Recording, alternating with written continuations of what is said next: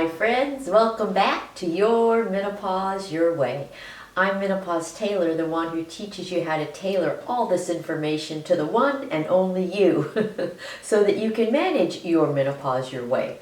So this is video number 344 and it's the fifth video in our unit on cervical cancer, which is really somewhat an extension of our unit on endometrial uterine cancer. They are two very different cancers, even though they occur in the same organ. Endometrial uterine cancer occurs here, and cervical cancer occurs here. I've already taught you quite a few things about the similarities and differences between these two cancers.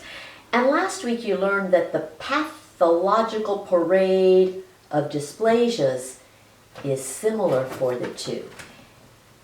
They go like this.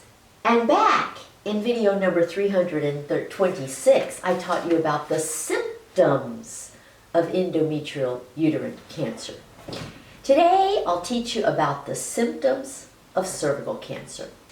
As I've explained in previous videos, the topic of cervical cancer is not something I include in my book, and that's because it isn't a disease typical of menopausal women.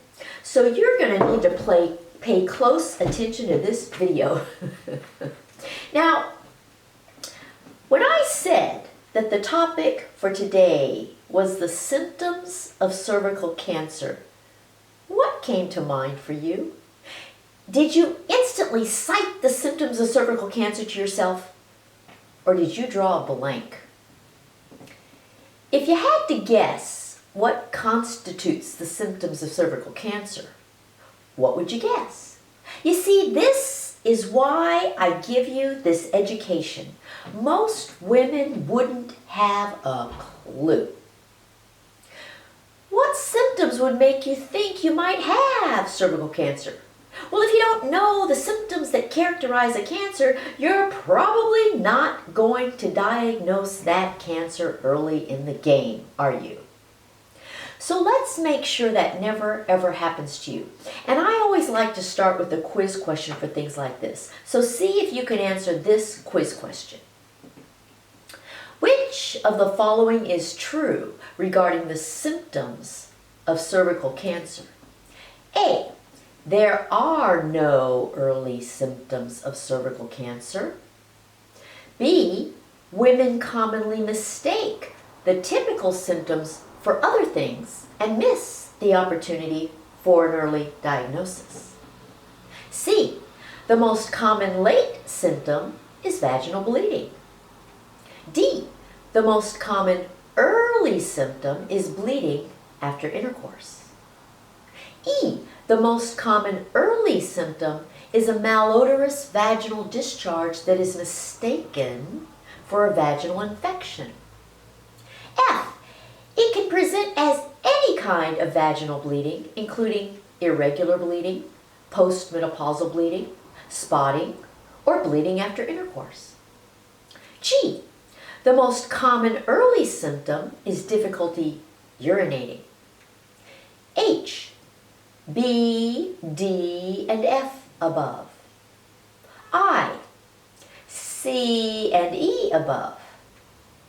J, C, and G above. Well, what's your answer? Did you notice that some of the options designated early symptoms and others designated late symptoms, whereas others did not specify early versus late symptoms at all? Always pay attention to early versus late symptoms. The whole idea behind knowing the symptoms for any disease is to know how to recognize it early. And you can only do that if you know what the early symptoms are. So one of my goals with this quiz question was to get you to separate early symptoms from late symptoms of cervical cancer. In video number 326 on the symptoms of endometrial uterine cancer, you learned that it produces the very early symptom of bleeding when you shouldn't bleed. And that gets your attention early enough in the game so that you can get an early diagnosis even before it's cancer. So do you think the same is true of cervical cancer? Or do you think it's a different story? Before I show you the answer to the quiz question, I'm going to teach you the facts, and that way the answer will make more sense to you. I'm going to induce you to separate early symptoms of cervical cancer from late symptoms of cervical cancer. Have you ever noticed that people tend to be either early or late? I don't mean this in terms of the time at which they arrive at any one particular event. I mean it in terms of personality and habit. I mean, people who are always early to everything. And people who are always late to everything. My brother Ron and I are complete opposites on the early-late spectrum. I'm always early. I met milestones early when I was growing up. I knew early in my life exactly what I wanted to be when I grew up. I wake up early. I go to bed early. I arrive at every event early.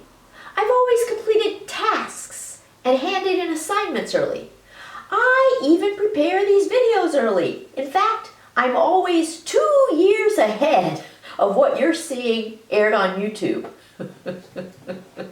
Some of my earliest memories from my young life were of me sitting on the arm of our red sofa, waiting and waiting and waiting for everyone else in the family to get ready. As an early person, I feel like I've spent the majority of my life waiting for other people, and I just can't understand why others tend to run late all the time. My brother Ron, on the other hand, is always late.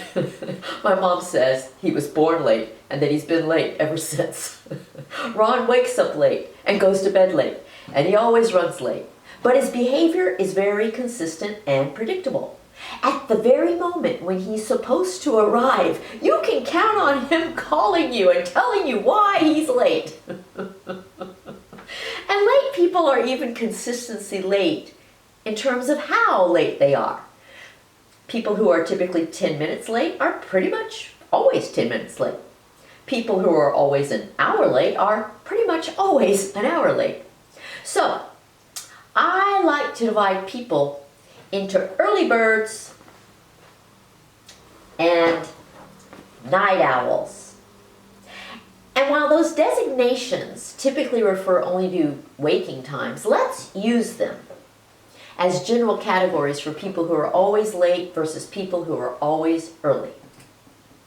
And let's do the same thing with symptoms of cervical cancer. So first, we'll discuss the early symptoms of cervical cancer.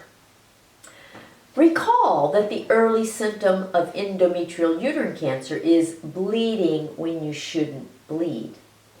And it just turns out that the same is true for cervical cancer. The context is a bit different between the two, though. And that's primarily due to the age at which women get these two cancers.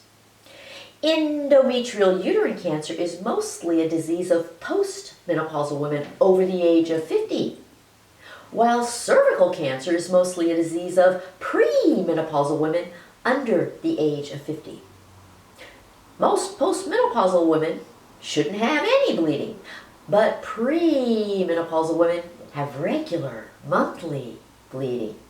And that's why women commonly mistake the typical symptoms for other things and miss the early opportunity for an early diagnosis of cervical cancer. So, we have to be a bit more specific about the kind of bleeding that constitutes an early symptom of cervical cancer when it occurs in the context of a young woman who is used to having vaginal bleeding. For purposes of cervical cancer, the kinds of vaginal bleeding that can constitute an early symptom of cervical cancer include bleeding after intercourse as the most common of all, irregular periods, intermittent spotting, if you just so happen to be postmenopausal, any postmenopausal bleeding. So all the early symptoms of cervical cancer include bleeding. And that means that the early birds bleed. So what I'm doing here is pinning our bloody pad to the early bird hat. Now, when you recall what I've taught you about the cells of your cervix, this makes perfect sense. In video number 342 on the anatomy of your cervix, you learned that cervical cancer begins at the transformation zone, which is this red line here, between the glandular columnar endometrial cells of your endometrial lining that are up high here, and the flat squamous cells, skin cells of your outer cervix that are exposed to your vagina, which are down here. This transformation zone between the two is where all that happens. That's right here. The squamous cells endure all sorts of trauma because they are exposed to the outside environment. They have to put up with penis bumping, tampon rubbing, applicator touching, you name it.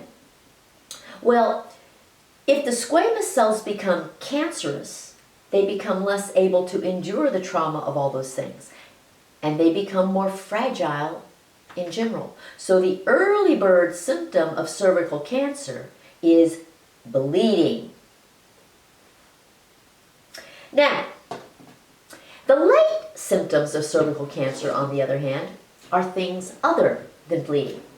They include a watery vaginal discharge, a malodorous vaginal discharge, difficulty urinating because of an obstruction, and weight loss. But these late symptoms are very late. They occur when you already have metastatic disease. They are late symptoms of late stage disease. These are all the night owl symptoms of cervical cancer, so they occur late. Now you can remember these by thinking about all the consequences of being late.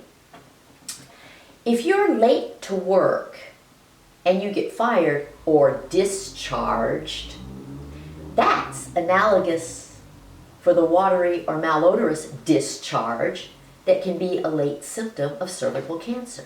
Discharges. And you can be late due to an obstruction in the road. That's analogous for the urinary obstruction and difficulty urinating that can be a late symptom of cervical cancer. And if you're late all the time, you'll miss out on opportunities. We call that an opportunity lost. That's like the weight loss that can be a late symptom of cervical cancer.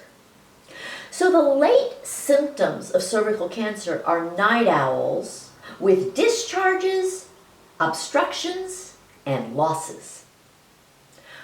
I guess you could just simplify it and divide the early and late symptoms into bleeding and non-bleeding. But I think it's really good to be more specific than that. So, now you're ready to see the quiz answer.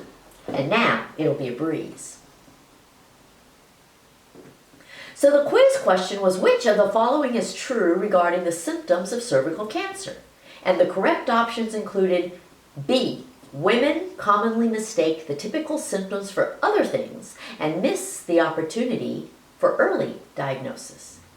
D. The most common early symptom is bleeding after intercourse. And F. It can present as any kind of vaginal bleeding, including irregular bleeding, postmenopausal bleeding, spotting, or bleeding after intercourse. And you can see that the reason some of the other options are incorrect is that I sneakily switched early symptoms for late symptoms and vice versa. Now, if we compare the timing of the early vaginal bleeding of endometrial uterine cancer to the early vaginal bleeding of cervical cancer, you see that they do not both occur on the same schedule in the course of the disease. For endometrial uterine cancer, the vaginal bleeding occurs very soon after the causative agent starts the process that will eventually lead to cancer. Just having unopposed estrogen for several months is all it takes to make you bleed when you shouldn't bleed. And this bleeding occurs so early that it's usually not even cancer yet. Most commonly, it's not even dysplasia yet. The vast majority of women will have vaginal bleeding when they merely have endometrial hyperplasia. So that is way up here on our chart of progressive parade of dysplasias. This means that the early symptom of vaginal bleeding is enough to enable you to prevent endometrial uterine cancer altogether. But with cervical cancer, the early symptom of vaginal bleeding occurs decades after the causative agent starts the process that will eventually lead to cancer. So while it's the earliest symptom you'll have, it's not early in the game. With cervical cancer, the early symptom of vaginal bleeding occurs when you already have the actual cancer or neoplasia. So that's way down here.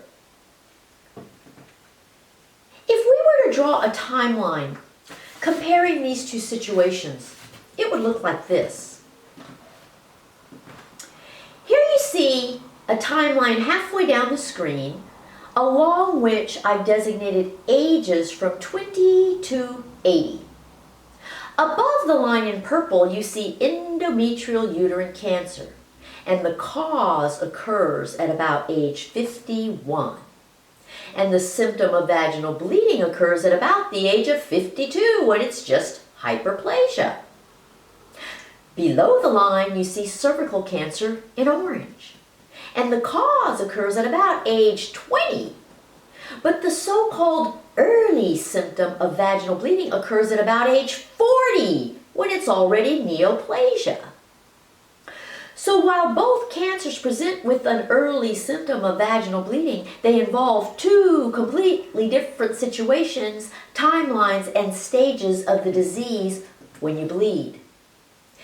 And unfortunately, because cervical cancer occurs in young women who have bleeding anyway, the diagnosis is easily missed. Women tend to mistake the symptoms of cervical cancer for other things. I mean, bleeding and discharges are common events for most women. So the bottom line is that a lot of cervical cancers are discovered very late. I guess you could say that endometrial uterine cancers occur in early birds and cervical cancers occur in night owls. And that's in keeping with the fact that older women do tend to get up early and go to bed early, while young women tend to get up late and go to bed late. Well, when you have a cancer like cervical cancer that produces early symptoms late in the progression of the disease, what you need is a screening test to detect it early. And that's what we'll discuss in the next video. So the summary for today is this. Cervical cancer produces early symptoms of vaginal bleeding, but not until it is at the stage of neoplasia. But most women do not recognize the early symptoms, so they miss an early diagnosis. Much later, it produces symptoms of discharges, obstructions, and weight loss after the cancer has spread. So this is the end of our class today. Be sure to come back next week for another very important lesson. Go to menopausetailor.me to schedule a consultation. They are very, very popular. I am very, very busy, and I love every minute of it. I'll see you on Facebook, Twitter, Pinterest, and Instagram, and I hope you already have subscribed to this channel and to my newsletter. Bye!